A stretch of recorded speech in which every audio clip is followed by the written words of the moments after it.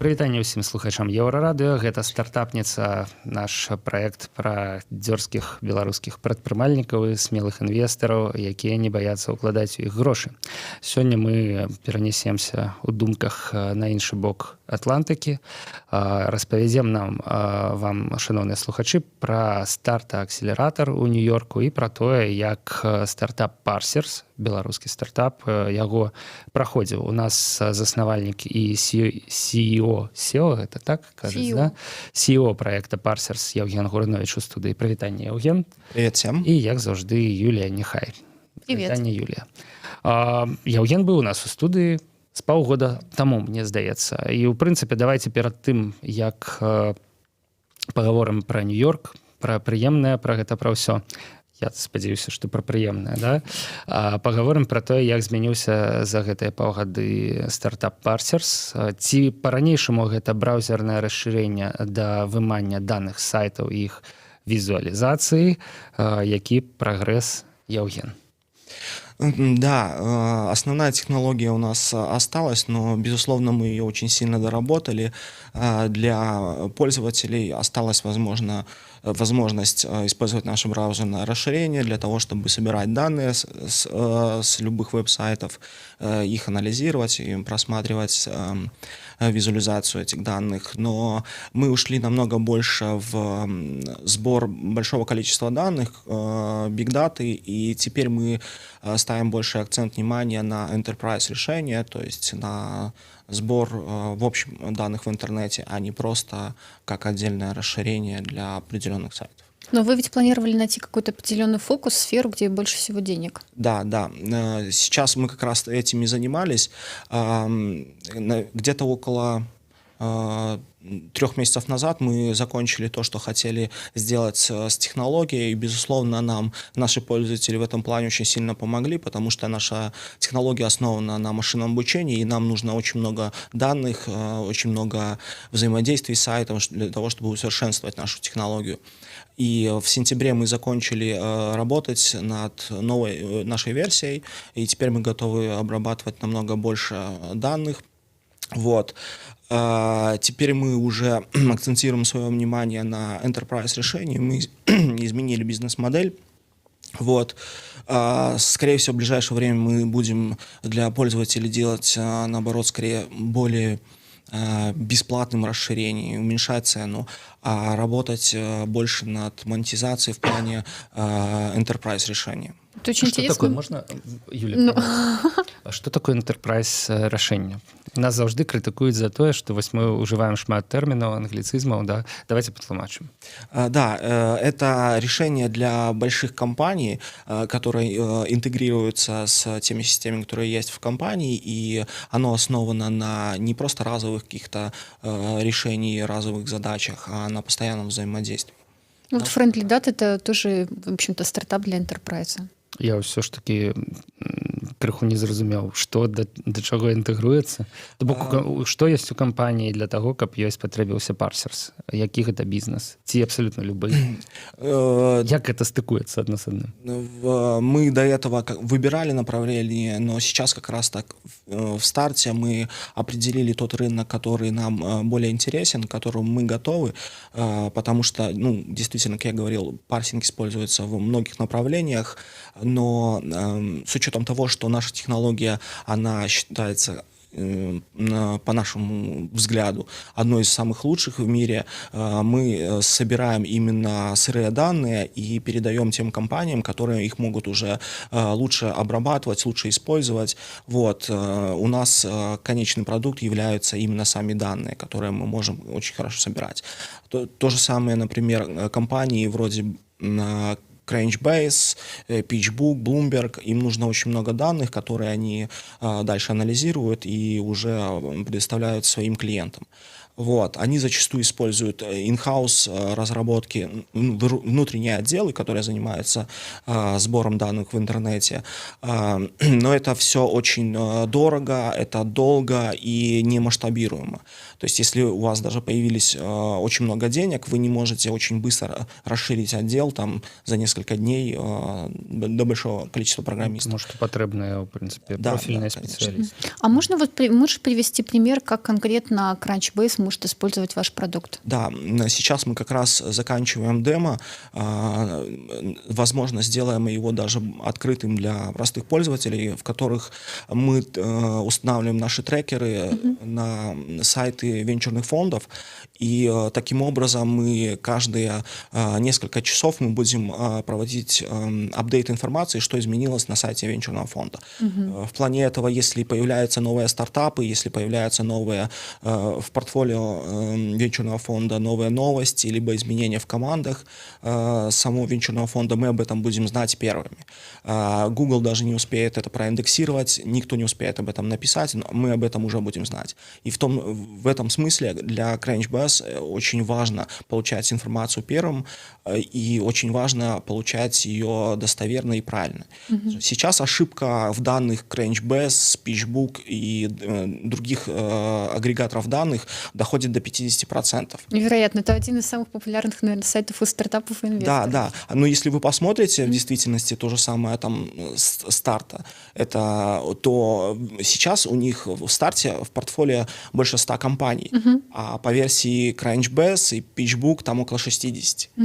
Насамрэч, это некая мара журналіста ведаць раней за ўсіх, Да, што нешта змянілася, што нешта дадалося. І Рынок так далее. маленький.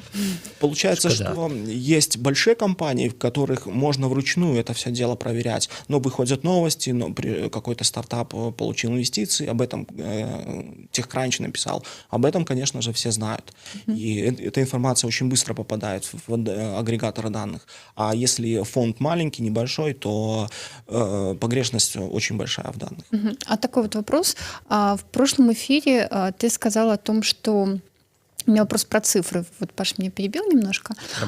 Значит, в прошлый раз у вас было 40 миллионов отдельных структур единиц данных. Я даже специально записала, я не могу это повторить. Да, и было около 5700 пользователей в неделю. Вот как эти цифры выглядят сейчас? Сейчас где-то 9,5 тысяч активных пользователей в неделю и больше 100 миллионов единиц данных. А у Гугла сколько, например?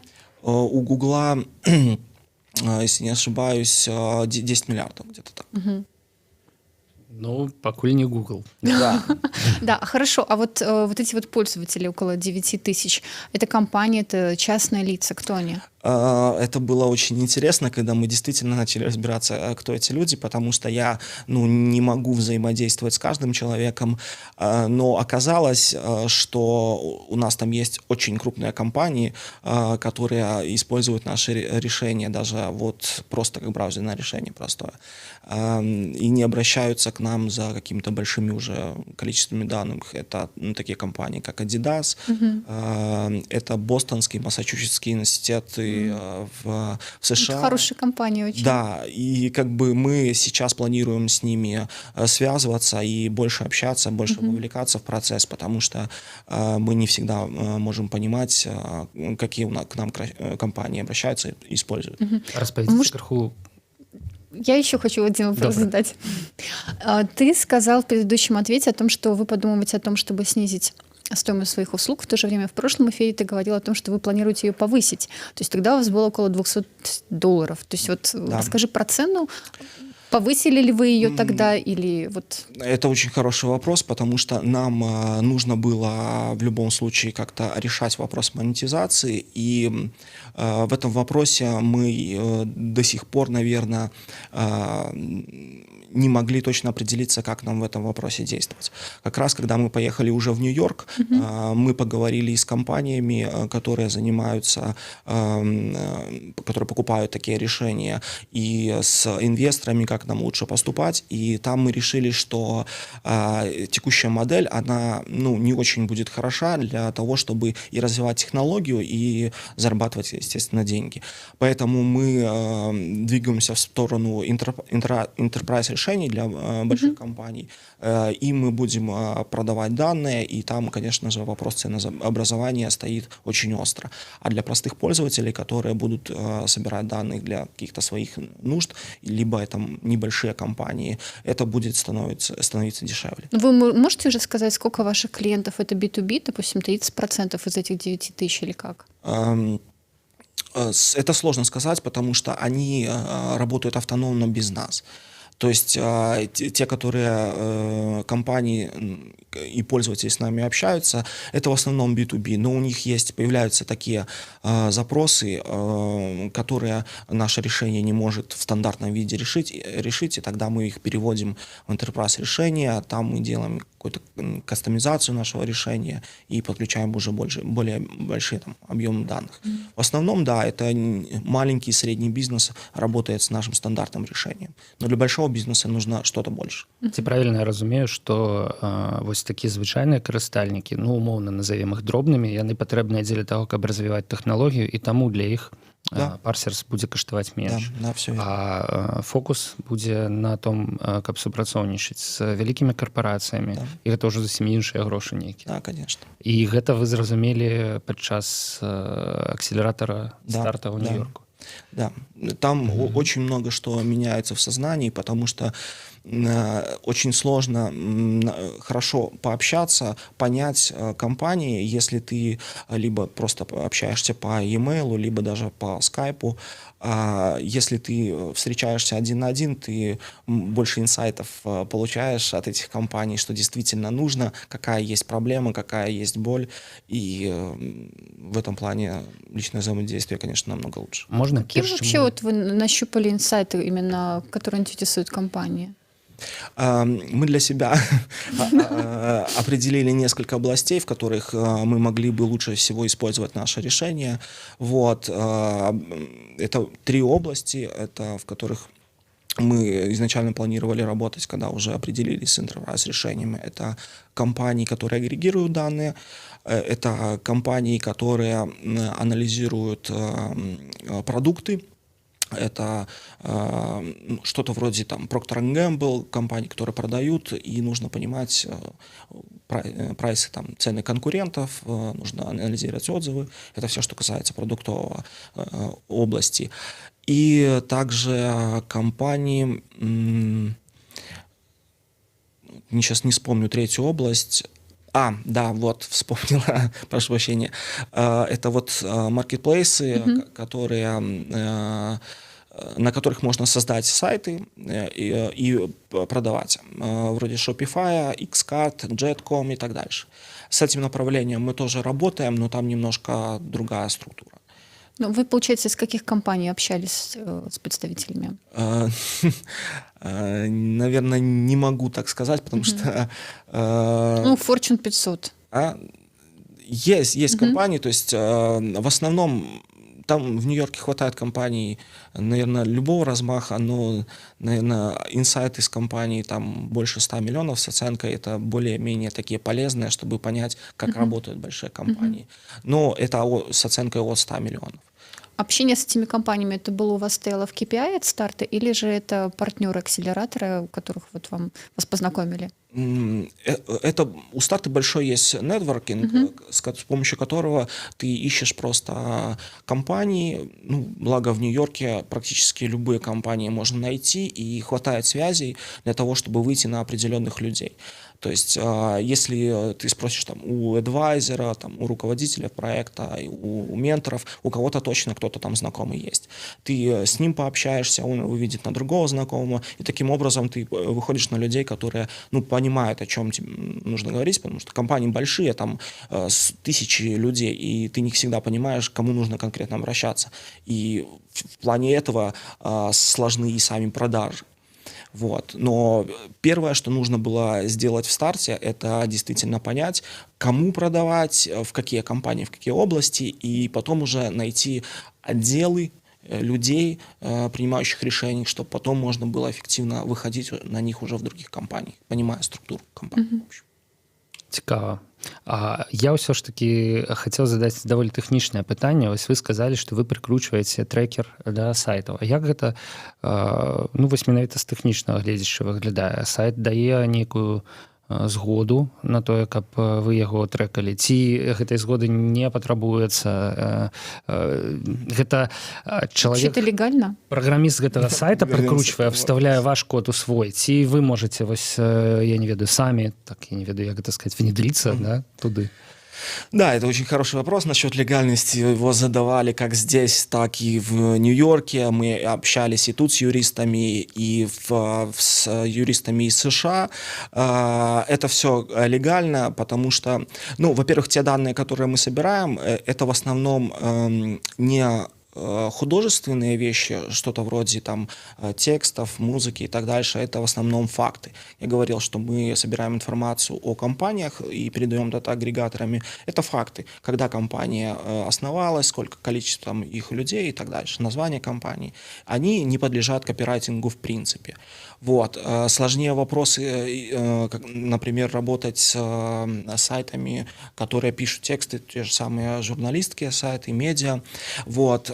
Там уже есть вопросы, но мы эту сферу, я говорил, что мы ее имеем у нас в голове, и она есть, но мы пока что туда не сильно заходим. Хотя прецедент, например, около месяца назад Google выиграл дело, по которому создали прецедент в США, по которому можно использовать любую информацию для обучения для машинного обучения.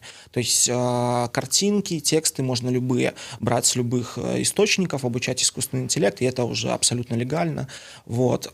Все, что касается остального вопросов, использовать тексты у себя на сайте, там есть вопрос. Мы работаем сейчас только с фактами, поэтому это абсолютно легально. Причем мы работаем только с публичной информацией, мы закрытую информацию не собираем. С точки зрения техничной, на сайт мы заходим, выделяем те элементы, которые нам необходимо трекать на этом сайте. То есть это буквально занимает минуту на один сайт. Это вы распавядаеце з гледзяча карыстальніка. Да, то есть нам для этого даже программисты не нужны. У нас есть люди, которые заходят на сайт и их размечают.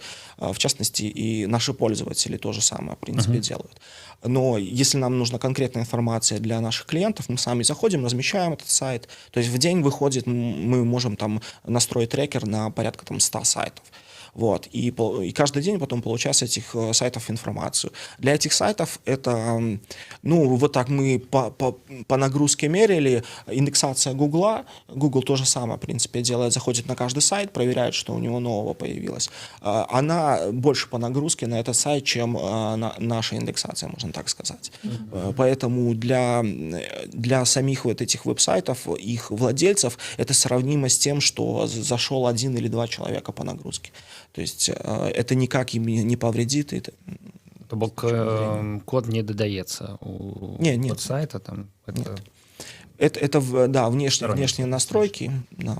Кто ничего не взламывает. Да, конечно. Да. А вот такой вопрос. Почему вообще решили вы пойти именно в Старту, а не в Текминск, например?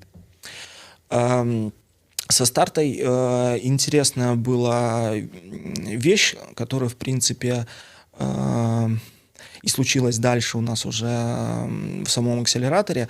Мы встречались с Эваном, который приезжал на стартап Battle год назад. Когда мы победили, заняли первое место, мы там с ним встречались, он рассказывал про Старту. Исходя из того, что у нас уже были пользователи, большинство наших пользователей клиентов из США, мы рассматривали в приоритете акселераторы именно США. Как туда можно попасть? В любом случае, конечно же, это 500 стартапс и YC в приоритете, а дальше уже смотришь, где будет удобнее работать, где лучше. И в этом плане, с учетом того, что Старта нацелена именно на подготовку стартапов с Восточной Европы, там намного легче войти в сферу эту. С учетом того, что ты не знаешь США, ты там никогда не был, допустим. Да, есть мнение, что Старта хорошо учат питчить, это важно. Да, безусловно. То есть это все было, и учили и правильно разговаривать, и общаться с инвесторами и так дальше. То есть если в YC попадают компании, которые это все знают, то в старте наш менталитет переделывают под США. Вот почему как бы больше у нас... Ну вот в чем твой менталитет поменялся?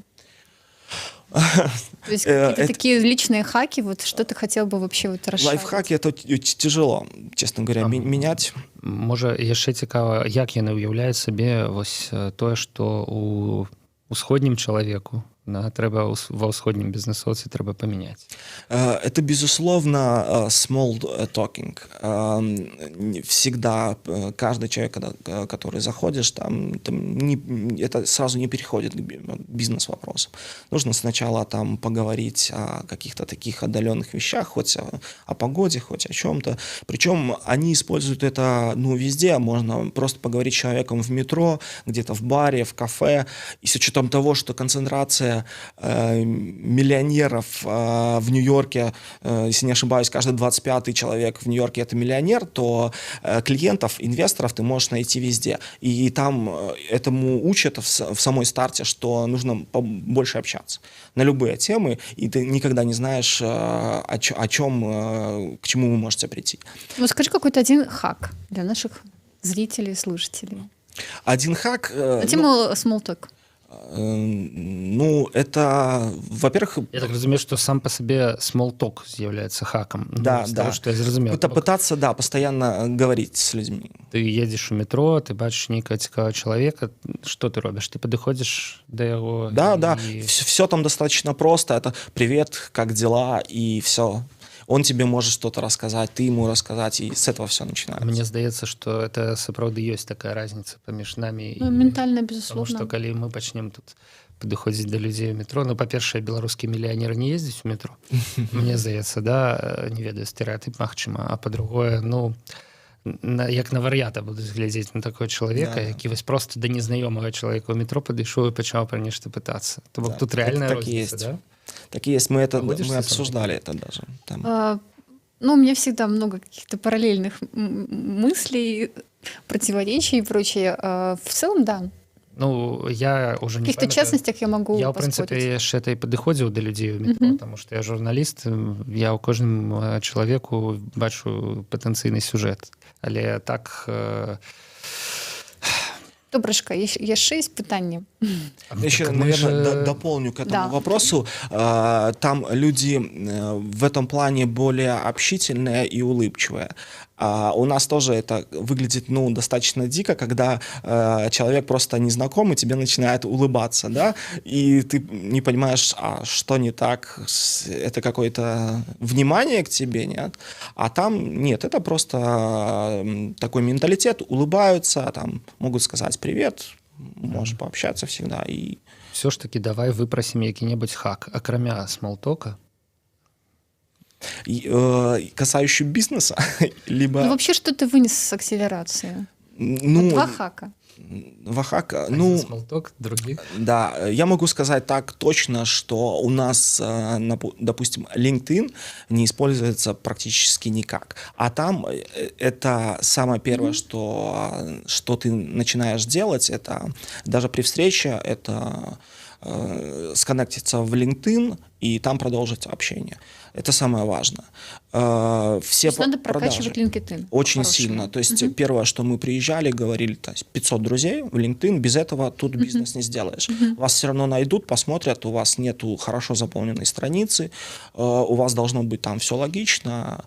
Опять же, улыбчивая фотография, понятно. Вот если у тебя нету LinkedIn, у тебя нету бизнеса. Обязательно страница компании в LinkedIn, чтобы там что-то происходило. Все работает через LinkedIn. Вот. Особо в Фейсбуке, наверное, только какие-то русскоязычные ребята. Там я считала, что больше для таких relations, что называется, семейные штуки. Подзагнался, калі шчыра, тому что я абсолютно не ведаю, як я, здаецца, рейгаўся на LinkedIn калісьці. Давно. Это ты. А я вот стараюсь прокачивать его даже, между прочим. Я не ведаю просто нават, як выглядае моя сторонка, якая там фотка, боже мой, что там написано за як апошняе месца працы. там, магчыма, это 10 гадоў таму, да, я запаўняў яго апошні раз. Все связи основаны Нет, на вот этом. Ну, ты же не стартап делаешь. Не стартап, да. Там первый там круг, второй круг и все. И опять же, когда ты обращаешься к человеку, все на это смотрят. Если у тебя есть в первом, там, во втором круге связи в этой компании, там тебя выслушают. Если смотрят, у вас нет общих знакомых, то на тебя, скорее всего, не будут обращать внимание и как-то реагировать. То же самое, допустим, что мне до этого было непонятно, это продажи, допустим, через LinkedIn, редко работают по первому контакту. Намного чаще работает контакт 3, 4. Причем это выглядит очень забавно. Они потом уже после того, как ты напишешь там 3-4 раз, отвечают что-то типа извини, что не отвечал до этого, и начинают очень мило с тобой разговаривать. Ну, хотя первые контакты они открывают, смотрят, но это как идет как спам. А если ты действительно хочешь с ним пообщаться, то ты ему пишешь на протяжении нескольких недель, тогда он уже начинает с тобой общаться. Прикольно. Там постоянно говорят насчет того, чтобы позвонить, пообщаться, а лучше всего встретиться. Начало разговора не про бизнес, как дела и так дальше. Даже если ты пытаешься что-то продать, либо наоборот купить, как дела, получить какое-то интро, встретиться, и только потом уже начинаются какие-то продажи. Вось, дарэчы, для першага контакта позвоніць, напісаць усё ж таки. Какие возможности есть? Да, смотря какие возможности. Желательно, конечно, в идеале, чтобы тебя кто-то представил. Warm-intro, так называемое. Если у тебя есть интро с этим человеком, то все намного проще. Тогда ты уже можешь сразу звонить, либо назначать встречу. То же самое насчет встречи. Не нужно делать размытые рамки. Тоже нам обещали, лучше на одно время какое-то там через 4-5 дней, через неделю ты назначаешь свободен, там во вторник в 3 часа, там встретиться в определенном месте. И у него есть да, либо нет. Если нет, то он тогда говорит другое время. А если ты говоришь просто на следующей неделе, он тебя в паузу ставит и думает. Ценится ясность некая. И да, эта ясность працуе, в принципе, на человека. И я могу сказать, что в Нью-Йорке я работал и жил только по календарю. То есть там очень много встреч, там по 10 встреч, ты не думаешь над тем, что будет завтра, ты просто просынаешься, открываешь календарь, смотришь, какие встречи, и там живут очень много людей, которые живут по календарю. Очень быстрый ритм, и все вспомнить невозможно. Открываешь календарь, смотришь, куда ты идешь дальше и так дальше. Такой еще вопрос. Этот батч, он назывался как Global Residency Track, то есть это... Как я делала интервью с Алексеем Гединым, он сказал, что этот батч такая квинтэссенция опыта старта. Они планировали поменять программу, сделать ее более персонализированной, более полезной для стартапов. И плюс применялся такой подход, как трекинг. То есть у каждого стартапа был трекер. Вот расскажи, пожалуйста, о своих впечатлениях от самого батча, вот сама программа, кто был вашим трекером и чем он вам помог? Я бы не сказал, что это было, это скорее даже еще будет, потому что сейчас программа длится не 3 месяца, а 6 месяцев. Первые месяцы — это непосредственно само обучение, и обучения очень много. Онлайн. Вернее, наоборот, офлайн. Офлайн, да. Обязательно нужно там быть, и ты даже не успеваешь применять все эти знания. Вот. Все, что после вот этого, после демо-дня, ты начинаешь уже непосредственно продавать, общаться, и у тебя вот эти вот знания применяются в жизни. Как я говорил, Эван, после встречи тогда мы приехали уже в Нью-Йорке с ним, увиделись, и он стал нашим адвайзером, с которым мы будем продолжать общаться, который будет помогать нам продажи в США строить, потому что в любом случае у нас не настолько хорошо поставлен и язык, и общение, чтобы продавать на уровне с сейлсами из Стэнфорда и так дальше. Он нам будет в этом помогать и отслеживать KPI, рост и так дальше. А какие вообще ставили себе KPI на сам батч? вы сами определяли, либо он ставил старты, допустим, Яков Бута, который недавно здесь был вроде как, он говорил, что у него вот один из пунктов KPI было участие, по-моему, в 2 или 4 отраслевых конференциях, и, ну, Яков делает стартап на тему медиа, и для него это был такой выход из зоны комфорта, потому что в Беларуси ивенты для медиа проходят условно раз в год. А тут, получается, ты каждую неделю куда-то ходишь, ты должен находить... и плюс ему еще надо было попасть в СМИ, сделать 2 о себе публикации в американских СМИ и прочее. То есть какие у вас были KPI? У каждого стартапа, который туда приезжает, сразу встреча с партнерами, и там это все дело обговаривается. Это действительно очень разные KPI для каждого стартапа. Это и разные стадии, и разные сферы. А для нас важно было, когда мы туда приехали, это построить продажи, определиться с бизнес-моделью, как мы будем зарабатывать деньги, в какой сфере мы будем продавать и так дальше. Вот. И... Сделать первые продажи B2B именно. Да. Вот. И для нас это было важно, и я думаю, что мы как бы полностью закрыли этот вопрос. У нас есть четкое понимание, куда двигаться, у нас есть потенциальные клиенты, с которыми мы общаемся, и я думаю, что в ближайшее время мы будем закрывать уже первые сделки. Как вы нашли этих клиентов? Участие в конференциях, либо какой-то нетворкинг, метапы, что? Это нетворкинг. Мы, когда сузили наши направления до одного, мы начали До одного до какого? Enterprise. Enterprise направление, во-первых, а во-вторых, сфера — это дата-агрегаторы компаний. Вот, мы составили список этих компаний, которые, в принципе, есть в мире, самые там большие, и у которых офис в Нью-Йорке, и начали искать контакты, которые могут нам дать интро, какую-то встречу с ними. И там очень много помогали менторы, адвайзеры и партнеры старта, потому что в большинстве случаев, в любом случае, у кого-то найдется знакомый в этой компании. То есть практически во всех компаниях, которые мы показывали, у кого-то находили связи, и нам давали возможность с ними встретиться и поговорить. Сколько надо было вот касаний с decision-мейкером, чтобы вы вышли уже на подписание договора? Пока что мы еще не подписали договор. Это не очень быстрый процесс. Очень здорово продавать, когда есть у вас на сайте цена. Это простые пользователи просто покупают там день-два, поговорил и все.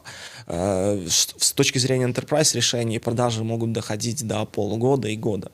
Вот. Если ты заключишь сделку там через месяц-два, то это очень круто. Вот. Мы разговаривали, с некоторыми компаниями нужно было пообщаться где-то с 4 человеками, чтобы попасть к тому, кто действительно этим занимается, кто может принимать эти решения. Старта бярэ нейкую долю, на якіх умовах можна туды трапіць? Это конвертируемый займ, то есть реально доля будет определена уже в раунде, который описан в договоре, в принципе, там все прописано, тогда они уже получат долю в компании. Как ты вообще оцениваешь договор старта? Я вот слышала от некоторых стартапов, что он не очень френдли. Несмотря на то, что там много чего прописывается с точки зрения юридической, но то, что мы общались, они не против много чего. Они всегда идут вместе с стартапом, какие-то, если возникают вопросы, я не встречал такого, чтобы они были против, даже если это в договоре прописано.